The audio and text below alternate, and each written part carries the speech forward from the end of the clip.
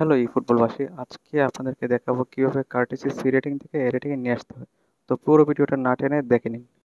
তো ভিউয়ার্স, এটি হলো গিয়ে কার্টিসি সি। তো কার্টিসি সি হলে বিশেষ করে যে সমস্যাটি হয় সেটি হলো আপনি অনলাইন ম্যাচ টোটালি খেলতে পারবেন না, শুধু ফ্রেন্ডলি ম্যাচ খেলতে পারবেন। তো ভিউয়ার্স, কার্টিসি রেটিং বাড়ানোর জন্য প্রথমেই আপনাদের যে কাজটি করতে হবে সেটি হলো গিয়ে ইভেন্ট ম্যাচ খেলতে হবে। ২ নম্বরে যে কাজটি করবেন, আপনারা কুইক ম্যাচ সিলেক্ট করে দেখতে পাচ্ছেন ম্যাচ মেকিং এরিয়া। এইখানে আবার গ্র্যাজুয়ালি ইনক্রিজ সার্চ এরিয়া নামে একটা অপশন আছে, আবার নিয়ার বাই সার্চ এরিয়াও আছে।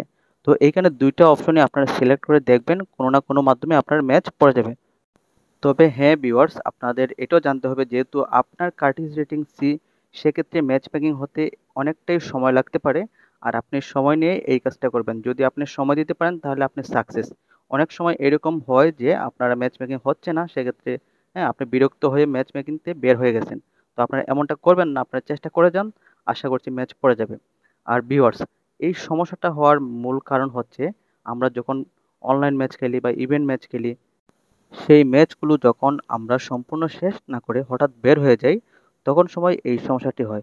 বিশেষ করে যদি আমরা খুবই অতিরিক্তভাবে যদি আমরা ম্যাচের মধ্যখান দিয়ে যদি আমরা বের হয়ে যাই, এক্সিট হয়ে যাই, তখন কোনামি আমাদের কার্টিসি রেটিংটা সি করে দেয়।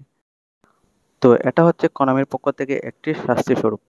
তো ভিউয়ার্স, এই ছিল আমাদের আজকের ভিডিও। যদি আপনাদের কাছে এই ভিডিওটি ভালো লাগে তাহলে অবশ্যই লাইক শেয়ার দিয়ে পাশে থাকবেন। আর হ্যাঁ ভিউয়ার্স, ই ফুটবল সম্পর্কে অনেক আপডেট তথ্য পেতে আমাদের চ্যানেলটি অবশ্যই সাবস্ক্রাইব করে রাখবেন।